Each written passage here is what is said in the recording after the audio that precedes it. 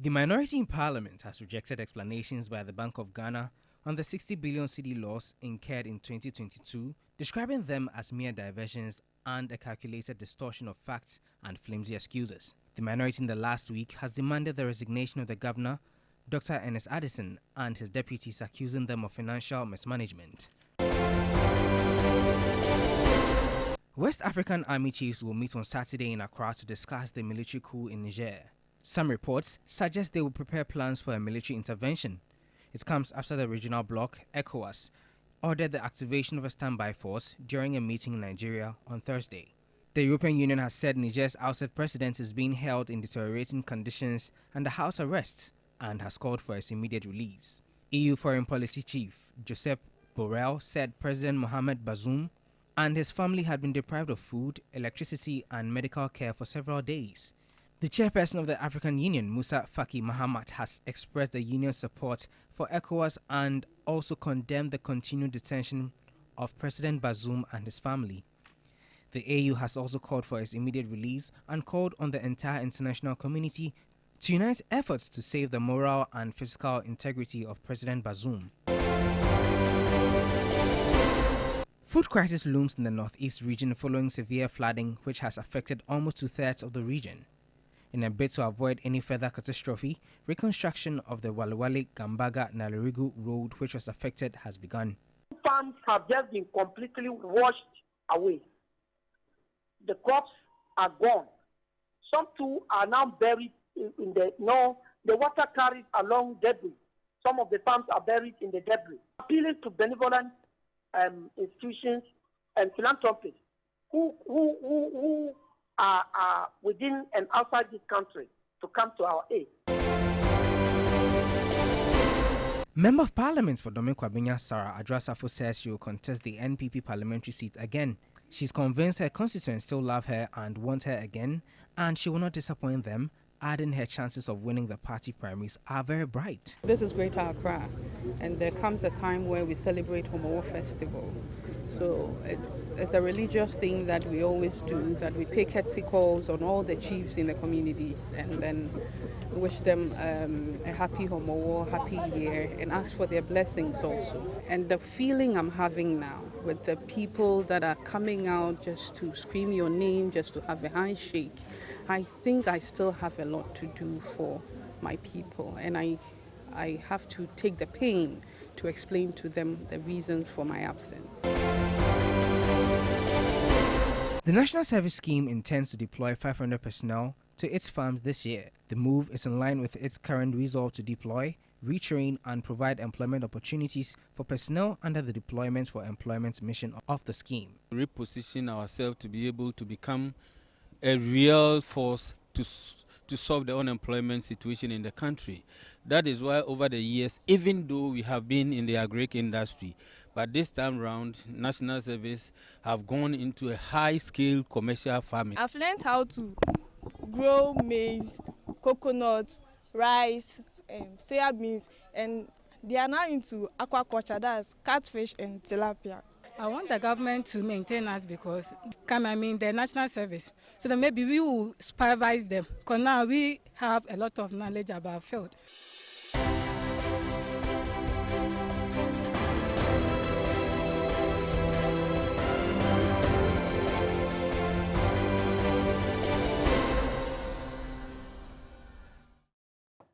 Well, there's more news on 3news.com. Make some time and visit 3news.com. This is Ghana Tonight. Coming up next, the Economic Community of West African States, ECOWAS, is to meet again tomorrow, not Saturday, on a planned military intervention in Niger's school. But there's also a pushback for Ghana not to commit soldiers. And we have a conversation on this particular issue because of the dynamics involved and how things are playing out as we speak.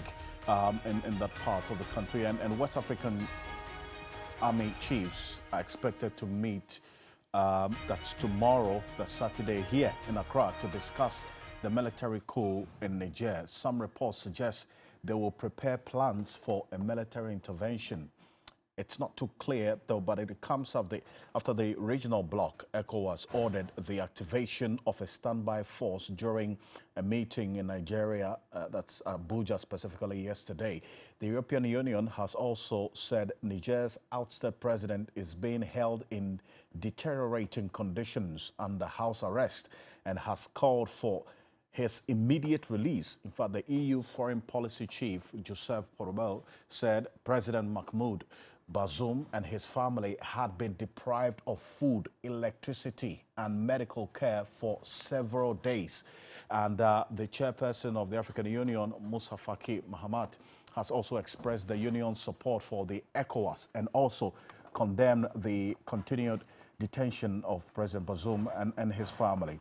And the AU has also called for his immediate release and called on the entire international community to unite efforts to save the moral and physical integrity of President Bazoum. So that's how things are playing out in Niger. And the videos you're seeing, some that we got from that particular country earlier, they had also declined to meet a delegation made up of the AU, the United Nations, and also ECOWAS. That's the military chiefs, the co-leaders in Niger. However, there's actually a pushback for Ghana not to commit soldiers to the ECOWAS standby force. Now, let's go on to the telephone now. James Agalga is Member of Parliament for the Bosa North constituency. He's a ranking member on the Defense and Interior Committee of Parliament. Thank you so much for your time here on Ghana Tonight. First of all, we are seeing this situation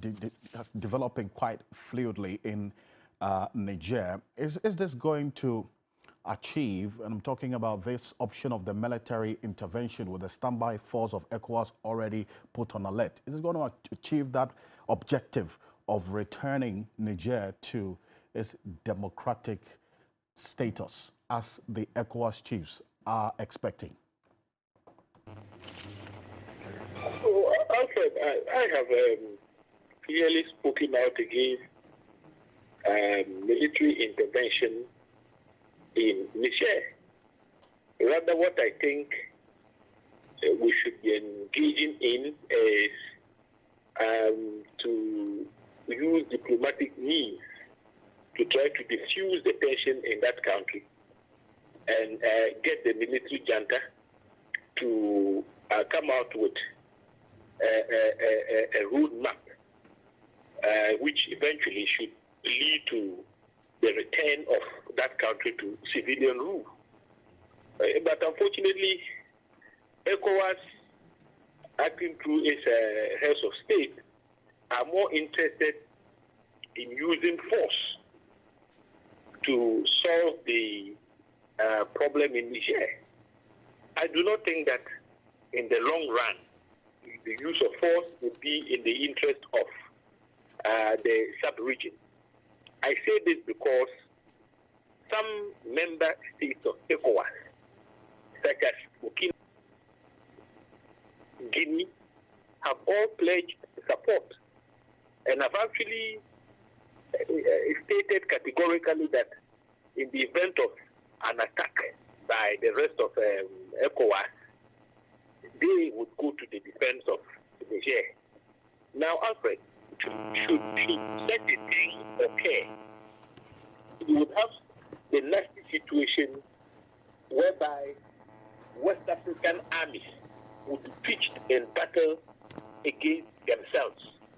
We will spill West African blood. We will destroy another West African country in the same way that Libya was destroyed. In the same way that other countries that have been the subject of invasions, have been destroyed, such as Afghanistan. So, Alfred, if you think about the repercussions of this whole action, and for how long would ECOWAS be in the court are not, going to be easy for all of us. The entire sub-region would be engulfed in a conflict situation. I see, but some also say that Ghana is in a dicey position in all what's happening in Niger, because if you look at our neighboring countries, at least two of them have taken different positions on this Niger matter. Burkina Faso has pledged support for the coup leaders, that's the military leadership in Niger. And then Cote d'Ivoire yesterday, we got to know that Hassan Ouattara has already pledged 1,000 troops to support the ECOWAS force there. And then Ghana is in the mix in here.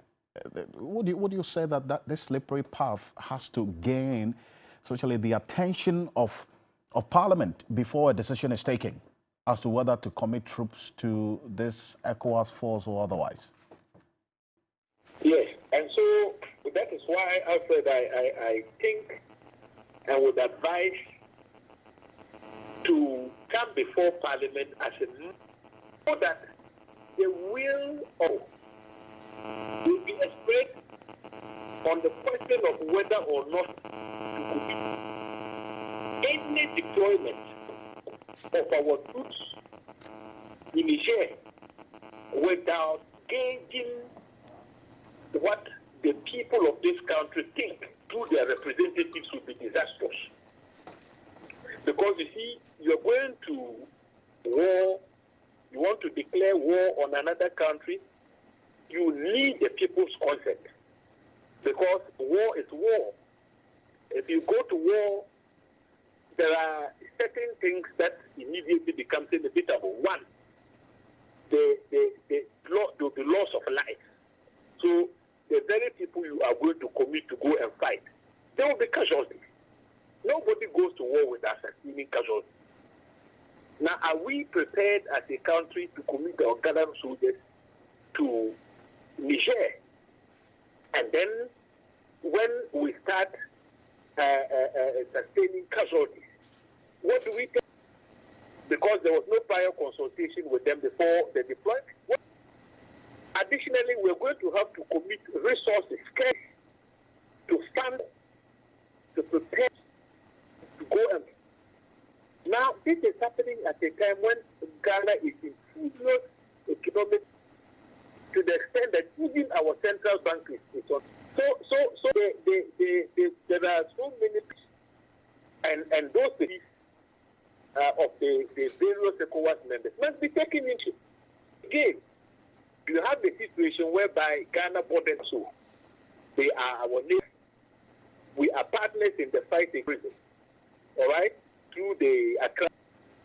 Now, should we go to war in Niger and Burkina Faso is fighting on the side of the military junta in Niger, and we are fighting on the side of ECOWAS, what it would simply mean is that Ghanaian and Ivorian, could find themselves, on the same battlefield. Then you ask, what becomes of our Accra initiative? What becomes of it? Would we continue to enjoy the kind of collaboration we have been having with Burkina Faso? Wouldn't we be exposing ourselves to the terror threat up more? So you see, in these matters, I think we must place our national interest above all other considerations. We know, yes, ECOWAS they have good intention when they adopted certain protocols to ensure that, look, democratically elected governments are not overthrown. But at the same time, they also, in those circles, spoke about the need to ensure that there are no massive violations of rights and the rule of law. The question Alfred, I would want to pose is, what has been the response of ECOWAS in the face of clear-cut violations of fundamental human rights of citizens of ECOWAS states? What has been the response? So you see, when incumbent presidents manipulate constitution to allow for them to exceed the constitutionally guaranteed term limit, 2 terms, all right, and there are mass protests. They use brute force to disperse crowds, kill people in the protest, violate their rights. Yeah. But I just wanted to hold on to that point about the concerns that you raised, because we have just received this news item earlier published by the Associated Press that the junta, that is the coup leaders in Niger, have threatened to kill President Bazoum if ECOWAS carries out its option of the military intervention in the country.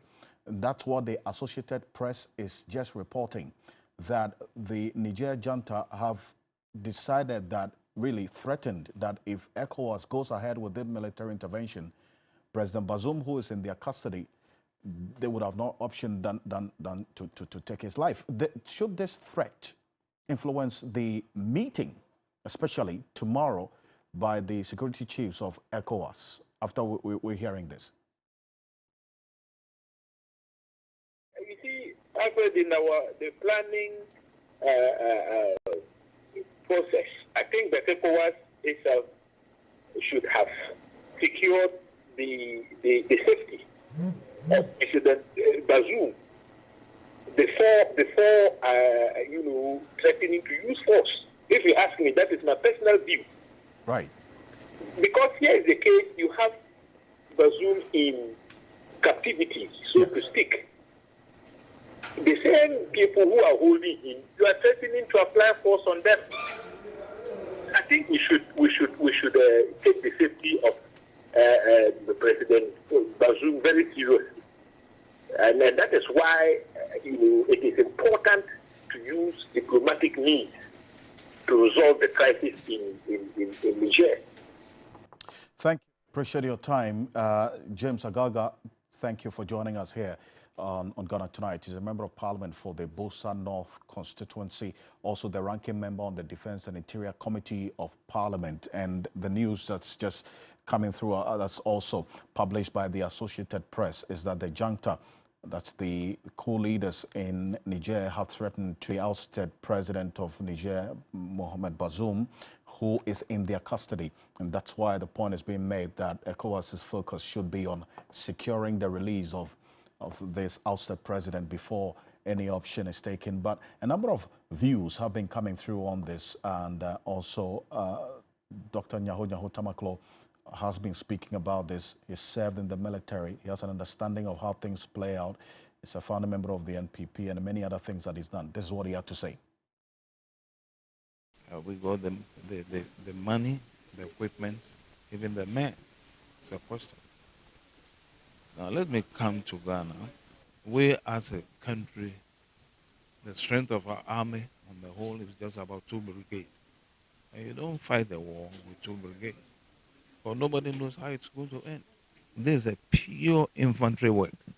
You are fighting an infantry battle. This has something to do with Navy or Air Force. The Air Force, we don't even have the aircraft. So what sort of contribution are we going to give? We have to assess ourselves first.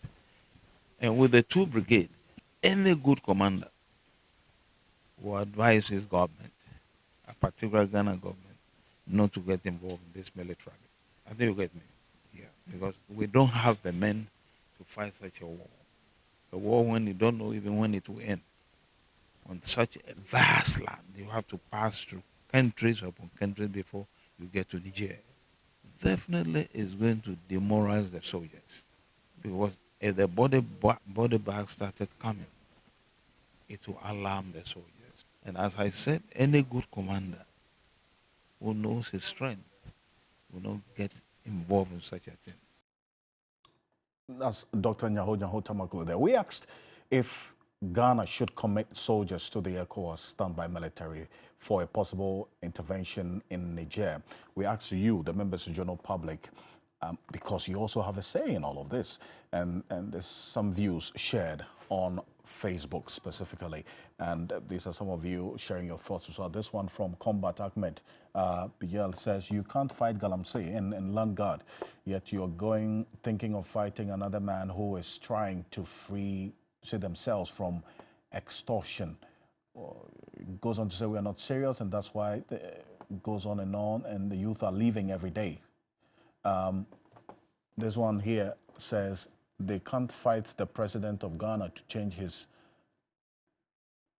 Okay, so this one here goes on. It says, yes, Ghana should send troops. So by the time they will come back, it goes on. This one also here says that, and as a member of the ECOWAS, it is good for Ghana to send troops also there for support as part of the reasons for establishing the organization.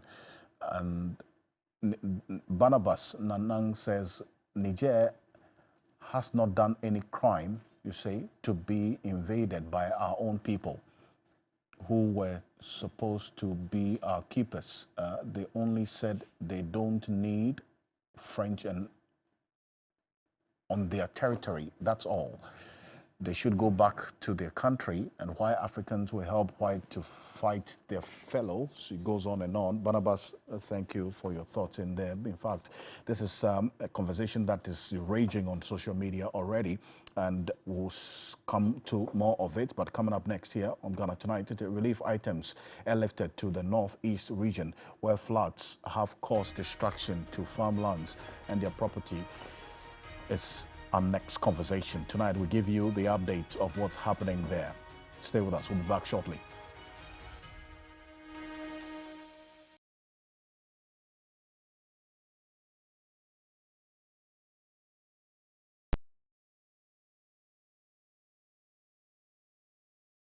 Ladies and gentlemen, we're going to demonstrate to you the superior properties of Flamingo paint.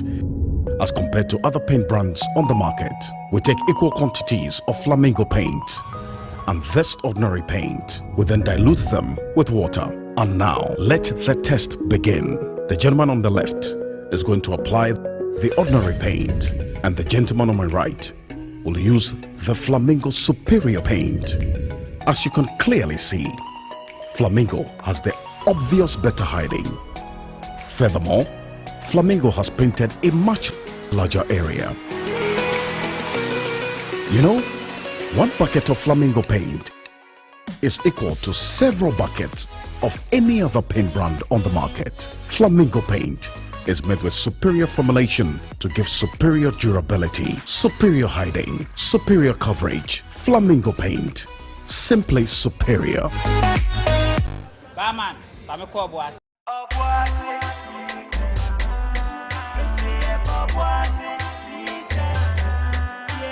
me pensa pa faccia me better sauce. Me so boisse sans winnie pieta me go. Me ne boys shame me pe moments very dull. Nana me better say ne bia ya better more.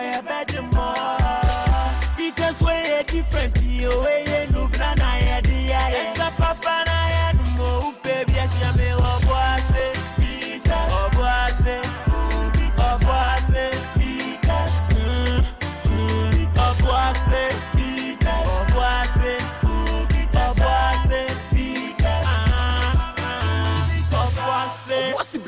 Ndubina womangasa numenyanse on toma nipa wonya mfie dunwotwe esesa apemfo no FDA agidwedie nkrato yi atu. Who no like chop money? They what chop money is here. Collect your chop money every morning at 10 a.m. by simply dialing *446# and select option 2 to play Day 539 chop money. Win 40 times your stake with Direct 2, 400 times your stake with Direct 3, and 20 times your stake with Direct 1. You can also pay your numbers to win big. You only pick your numbers from 1 to 39, so winning is easy. Dial *446# to play Day 539 chop money now. Dewa, Hey, Ojam. You're looking good, oh my friend. Is there something you're not telling me? Yes, I'm feeling very good and strong. What is the secret? It is not a secret. My farmer used Yara Miller Activa on me 2 weeks after planting. This boosted my growth. Then after, he used Yara Bella Sulfan as top dressing when I was at knee length. My goodness and strength is because of Yara Miller Activa and Yara Bella Sulfan. Yara fertilizers have nitrite-based fertilizers that are readily available for plant upkeep and do not over-acidify the soil. Yara fertilizers also contain micronutrients such as zinc, boron, and manganese, which aid in yield and crop quality.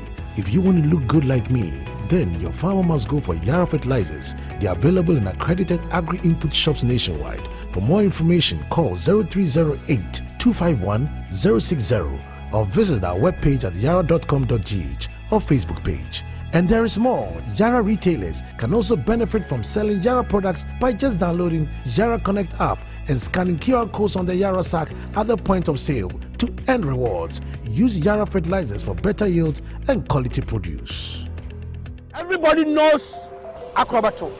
And if you know Acrobato, it means you know M-Punch Homeopathy Clinic. M-Punch Homeopathy Clinic is my pillar. Let's hear what others are saying about M-Punch Homeopathy Clinic. Who will be careful M-Punch one? Ha!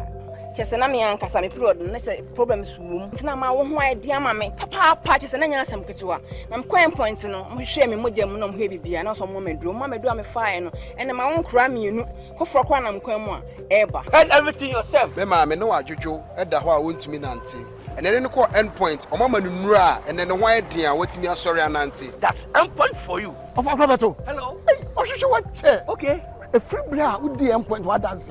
Am me call you no. Me Johnson sema na enkoyie and person my emre nyina na magina sebema na me be fear for there the one dey nyina jaresa. You heard everything. I have secret. M-Punch is my secret. M-Punch Homeopathy Clinic. I'm free. Banga wego. Mekobuno.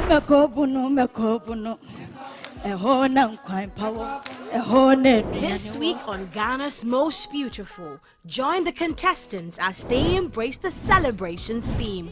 Be ready to be inspired, moved and captivated by their heartfelt performances, paying tribute to Ghana's vibrant cultural celebrations that define its heart and soul. Mama yakagbe call na dada. Let the donaji le afanyigbanji. Don't miss this extraordinary celebration live on TV3 this Sunday at 8 p.m.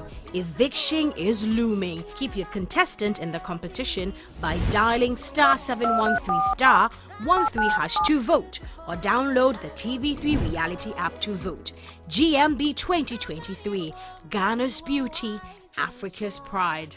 GMB 2023 is sponsored by Gino Tomato Mix, GTP, Techno Camon 20 Series, AT, Pepsodent Charcoal and Lemon Infused Formula and Pepsodent Natural Herbal Formula, Geisha Moringa and Geisha Black Soap, Key Soap, Bell Pack Tissues, Sankofa Natural Spices, Vitamilk, Deluxe Acrylic Paint, Nescofa Blood Tonic, Heaven Black Mosquito Spray and Coil, Enapa Foods, Freedom from Casapreco, Frutelli Calipo, Duffy's Health and Beauty, Obuasi Bitters, Nubuna Womwankasa, Dragnet, Top Choco, Global Wings Travel and Tour. Makeup was done by House of Tara. The confession we have isn't so exciting. It is about a young man whose life is almost going down the drain because of betting. The game became part of me. It takes like 90% of my daily activities, if even I'm attending to patients and all that. It's not a respecter of person. So most of the time we might think it's because someone's poor. No. They are the rich and famous who can't stop gambling. I've been gambling for a very long time in the past. I was addicted to alcohol. I've been addicted to so many things. Imagine in the a past. fine boy like you. I want to be, if only I can be. That's why you want the kind of money that is not ripe for you to have at a particular time. If you put in your mind that it's all about money, and when money is not coming, you tend to dare yourself wanting to get more. You've lost your identity. There are some of our females. They are not betting, they are betting with their bodies, making us feel as if we have not achieved anything. Confessions shows on Saturdays at 9:30 p.m. on TV3. Brought to you by MTN.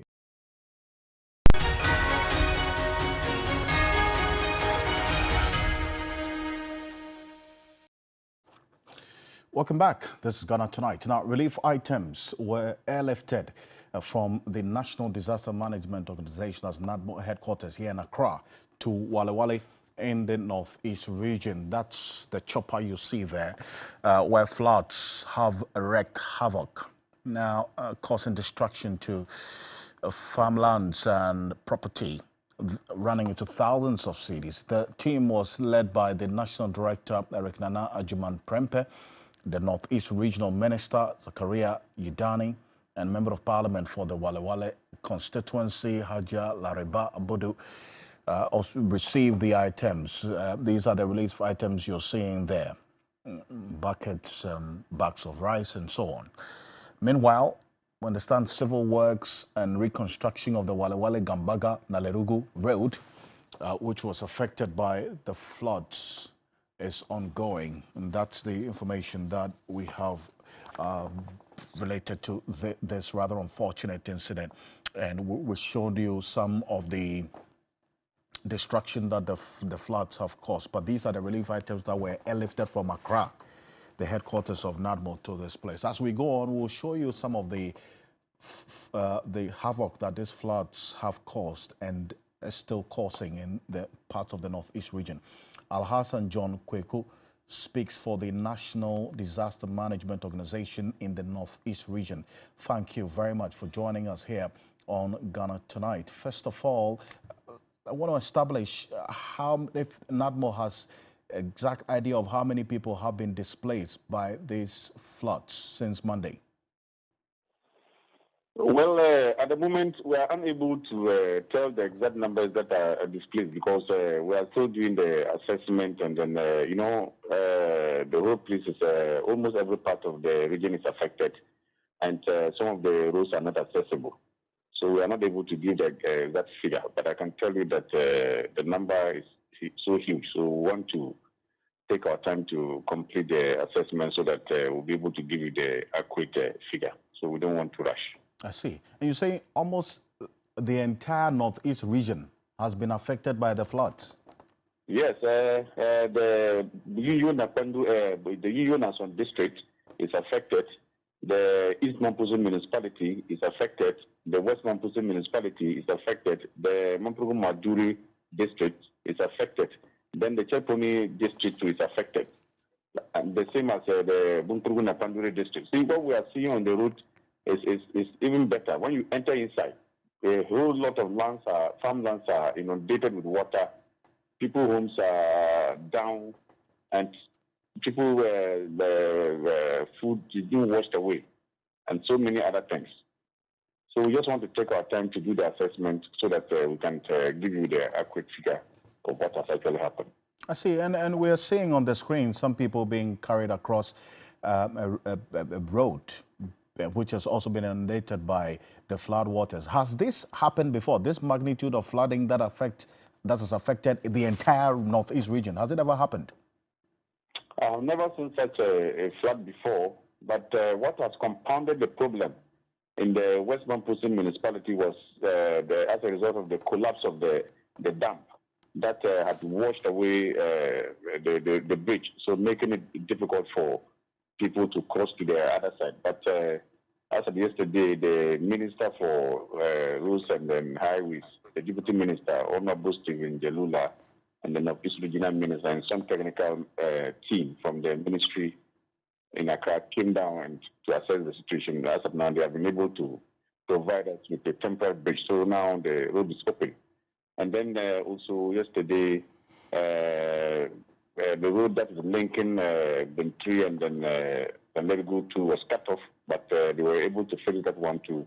And then people can now also apply on the road too. And today too, NADMO also lifted relief items from Accra to the region, and then some are on the way to the region, just in an effort to make sure that those that are displaced are well catered for. Have you been able to, so far, identify what caused this magnitude of the flooding, which you say has never happened before, affecting the entire region? Well, it has to do with the collapse of the dam and the heavy downpour. And, nobody has control over the rains. And, some of the dams too needed regular maintenance, and that has not been done. So there are a lot of things. And, sometimes the people to build on waterways and others. So it's all a part of the problem. The dams in the area have not been maintained for a while, and that contributed to this magnitude of the flooding.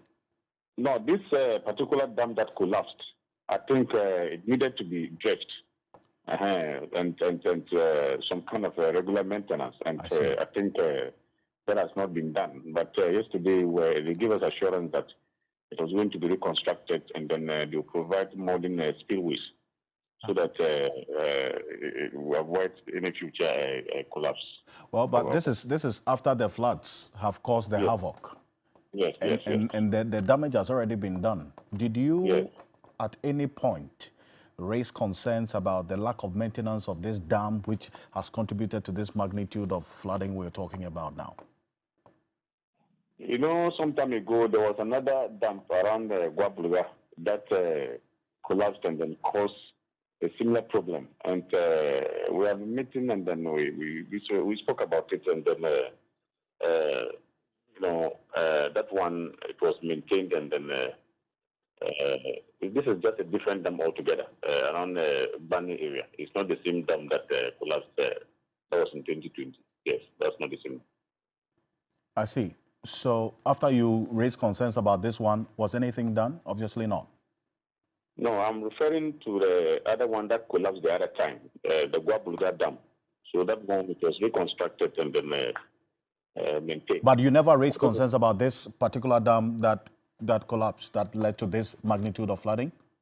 Oh, we have a lot of dams in the region, and we need to take a second look at that, because now that this one has also caused this same problem, I think the authorities will have to really sit down and see how they can do regular maintenance of those dams so that we can avoid future problems. Do you have like a monitoring mechanism there to monitor the health of these dams, the status of these dams, so that we will not be talking about something that should have been done to prevent this flooding after the disaster has happened? Well, we have disaster management committees in all the district assemblies, and then some of these dams too. I think they have board that manager that oversees their affairs. So we are just hoping that maybe after everything is done, we have to call a meeting and then engage all of them. Then we'll put our heads together to see what we can do to address the situation. I see. What about the rains? Has it stopped? Come again? The rains in the area, has it subsided as yet? The rains? Subsided as yet, I beg your pardon. Well, we are in the midst of the rains, and my advice to residents and other people in the region is that let us be cautious about our own lives, and then also listen to weather warnings. And those of us who are staying lowlands should move to higher grounds to protect ourselves from being affected. But the farmlands as well, we understand huge hectares of farmlands have been destroyed by this, by the rains. Give us an idea of the quantum of the destruction we're talking about, especially to farmlands in the area. Over here, majority of us are farmers, and when we talk of farmlands being inundated with water, you can see the devastating impact. But because we are not able to get to the source to do the assessment, we can't give any accurate figure. So we are just hoping that maybe when the water will cease, then NADMO and then the Minister of Agri, and then we'll get onto the front to do an elaborate assessment so as to be able to determine the number of acres that are actually destroyed. Well, it's the expectation of many that after this incident, you would also help to be a bit proactive so that nothing of this sort happens again. Okay? Exactly. All right. Thank you. Thank you very much. Al-Hassan John Kweku speaks for the Northeast National Disaster Management Organization, NADMO, there. Now we have an idea of what's caused this magnitude of flooding in the area, which from the records has never happened before in the Northeast region. That's quite worrying, to say the least. But coming up next here on Ghana Tonight, the National Service Secretariat says 500 service personnel will be deployed to farms for this year's national service. But what is the end game, and how has this program fared over the years? We have a conversation on this. And earlier today, my colleague Joseph Armstrong Goldalogbe visited these national service persons, 500 of them. We understand the National Service Scheme intends to deploy the 500 personnel to its farms to serve the nation, the national service in the farm. Now, the move is in line with this current resolve to deploy, retrain, and provide employment opportunities for personnel under the deployment for the issues relating to the mission of the scheme. Here's the Minister for Food and Agriculture speaking to the initiative. Take a look. National Service has shown the way. The Ghana Cares program has also shown the way, and we are going to follow that module and to make sure that we have a lot of Ghanaians employed in the agribusiness sector, and also a project such that we are able to feed the population and export for our national development. He gave a hint on the second phase of the Planting for Food and Jobs program. The National Service is a pace setter, notwithstanding our PFJ 2.0 being launched. The agenda on PFJ 2.0 is that if we do it right, we can feed ourselves and we can feed the world. We definitely can do it. The Kumeu project with animal husbandry, aquaculture and poultry intended to engage, retrain and provide employment opportunities for over 20,000 young people annually. I see. So Osei SBNP is the Executive Director of the National Service Secretariat. He's joining us on Zoom. Thank you very much for joining us here on Ghana Tonight. First of all, what's the end game for this deployment of the 500 National Service persons to the farms that the service you own?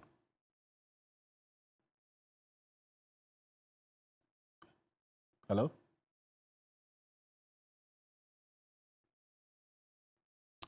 Unfortunately, we lost him. But Anthony Morrison is also the Executive Director of the Chamber of Agribusiness Ghana.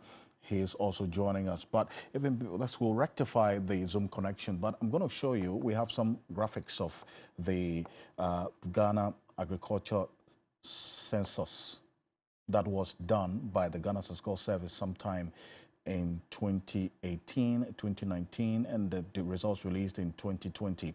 We have details of that. There's extracted some portions of this survey just to give you an idea of what we're talking about with respect to the challenge we're faced with getting young people to get into agriculture. I want to take a look at this. This is from the Ghana Agriculture Survey. That's the census. There's the age and the sex distribution of the population in agriculture in this country. Between 0 and 14 years, 35.6%, 15 to 64 years, 60% of the people in agriculture, and 65 years and above, 4.4%. And that's the fundamental concern that has been raised, that you have the agricultural population in this country aging, that you have a lot more older people in agric than younger people. That's what you see there, the 60% between 15 and 64. Then also another picture is painted when we go to the next, and that's what you see there. More than half, that's 53.3% of the employed population, that's 15 years and older, are in the services sector, followed by agriculture, that's 33%, with industry having the least 13.7%. So you see there that a lot more young people are in the services sector as compared to the agriculture sector. And we are said to be an agrarian economy. Okay, so it's a fundamental concern there. And if you look at what we're doing with importing almost everything into this country, tomatoes over $400 million imported from Burkina Faso, onions over $30 million imported from Niger, it raises fundamental concerns. And this is it. 52% of the labor force is employed by the agriculture sector, according to the United Nations Food and Agriculture Organization, FAO. Also, we see that also playing out in there. So this gives you a picture of what we are confronted with, reason why something urgently has to be done. Stay with us. We'll be back shortly after this quick break. We'll rectify that Zoom connection to the Executive Director of the National Service Secretariat and Anthony Morrison, Executive Director of the Chamber of Agribusiness Ghana. We'll be back shortly.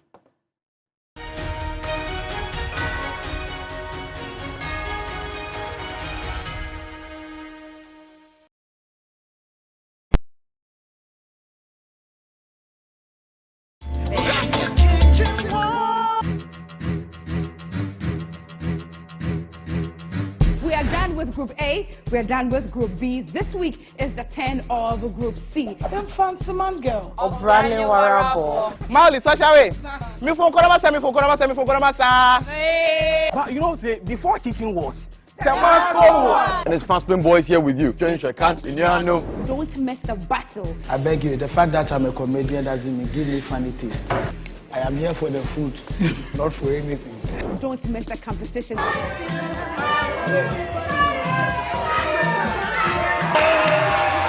The heat will be on in the kitchen right here on TV3 on Sunday, 5 p.m. My name is Cookie, and this is Kitchen Wars Season 2. Kitchen Wars!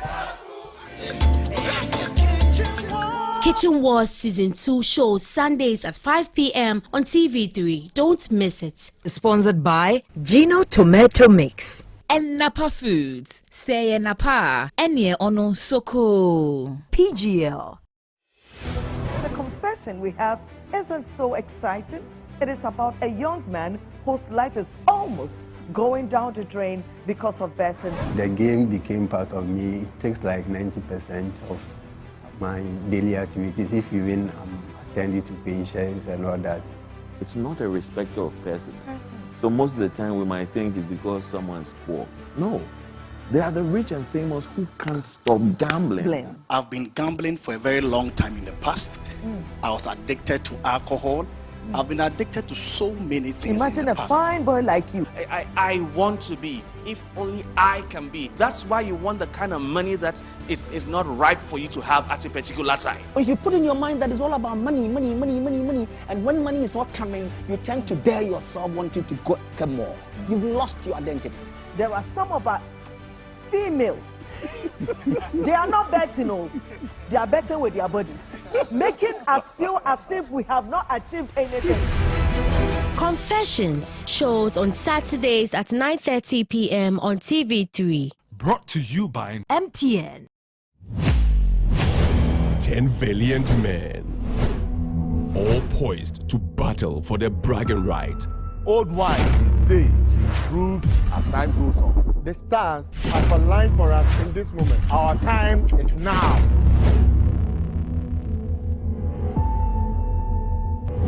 We did not come to first someone shows. We came with our own. Fresh power, phenomenal strength, new and never seen before. Who takes the title? Ghana's strongest, the power to do. Catch the new season of Ghana's Strongest Sunday at 4 p.m. only on TV3. Ghana's Strongest is powered by Gasem, the nation builder. Brought to you by Mixi Choco, Channel Hot, Deluxy Acrylic Paint, Drugnet. Hey! What do you do with some cool $2,000? Okay. Here to Win game show is exactly what you need.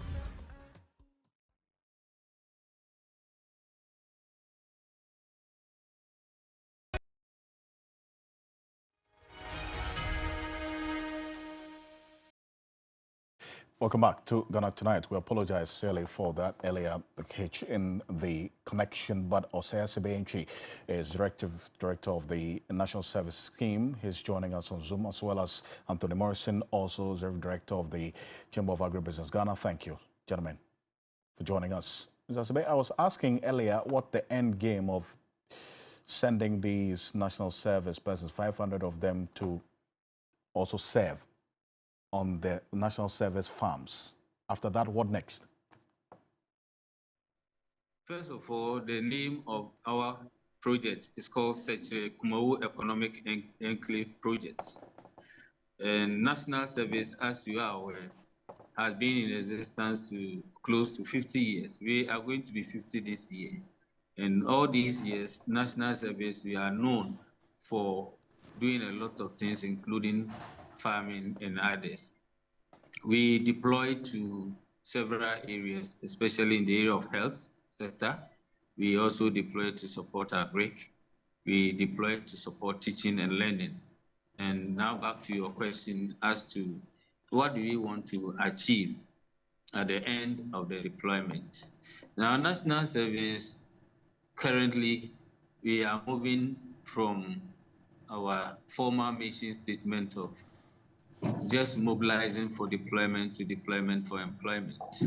And in so doing, we are repositioning the scheme in such a way that we are not just going to remain as a conveyor belt, but now we want to add value to our graduates who are going to be with us for a year. And as part of the strategy, we are now deploying a lot to our farm. Last year we deployed some, and because we have tested and it has worked, that is why now we want to scale it up by deploying a lot of the numbers into our farm. The objective is that we want to give them a real practical experience that is going to prepare them for the world of work. And we are also trying to prepare them and plant them into the farming industry, because the land that we've acquired is so large that the plan and the objective of the scheme is that after they've been with us for a year and have actually gone through the routine work and to know all what they are supposed to know with regard to the national service work in the area of their study. After we've taken them through all what they are supposed to know within the year, after the year, then all those who prove to be worthy of the course will then follow up on it. But you see, there's a fundamental issue here, because this is not the first time we've done this and send people for national service on the national service farms. It's been happening for quite a while now. Mr. Morrison, we are faced with a critical challenge here, where we have a lot more the older people in the agric population than younger people. Will the national service intervention, this one, address the fundamental challenge we're talking about? The issue about the aging population in the agriculture sector is a national security issue, to put it bluntly. The 2018 agriculture census stated clearly that we have more than 70% of overage population. Now, luckily for us at the chamber, we did a tour 2 weeks ago of various agricultural lands, and we actually visited one of the farms in Kumewu, which is being used for by the National Service as one of the commercial hubs. They have put in place accommodation facility. They have done the irrigation. But let me add that it is not about putting more youth into direct productivity. It is about prioritizing the needs of this sector. Now, we're talking about increase in mechanization. We're talking about guaranteed market.